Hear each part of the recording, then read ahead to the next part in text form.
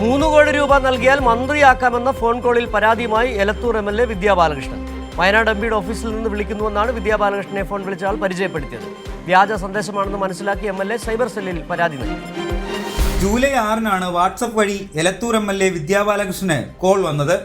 VD Satheesan മന്ത്രിസഭയുടെ പുനഃസംഘടന ഉടനുണ്ടാവുമെന്നും 3 കോടി രൂപ നൽകിയാൽ മന്ത്രിയാക്കാമെന്നുള്ള വാഗ്ദാനമാണ് ഫോണിൽ വിളിച്ച ആൾ നൽകിയത്. വയനാട് MPയുടെ ഓഫീസിൽ നിന്നാണെന്ന് പരിചയപ്പെടുത്തിയായിരുന്നു വാഗ്ദാനം.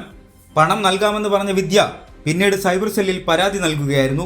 കേരളത്തിൽ ഒരു MLA വിളിച്ചെങ്കിൽ ഇങ്ങനെ ഒരു തട്ടിപ്പ് നടത്താൻ ഒരു MLA അല്ല, പല ആളുകളെ അവർ വിളിച്ചിട്ടുണ്ട്. ഫേക്ക് ആണെന്ന് മനസ്സിലായതുകൊണ്ടാണ് ആ സ്പോട്ടിൽ തന്നെ ഇത് കമ്മീഷണറായിട്ട് ഞാൻ സംസാരിച്ചു.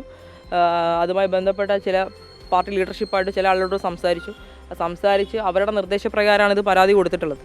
കോഴിക്കോട് നിന്നുള്ള ഒരു MPയിൽ നിന്നാണ് വിദ്യാ ബാലകൃഷ്ണന്റെ നമ്പർ ലഭിച്ചു എന്നാണ് വിളിച്ചയാൾ പറഞ്ഞത്. ഫോൺ സംഭാഷണത്തിന് ശേഷം കോൺഗ്രസ് നേതൃത്വവുമായി വിദ്യാ ബാലകൃഷ്ണൻ ആലോചിച്ച് പരാതി നൽകുകയായിരുന്നു.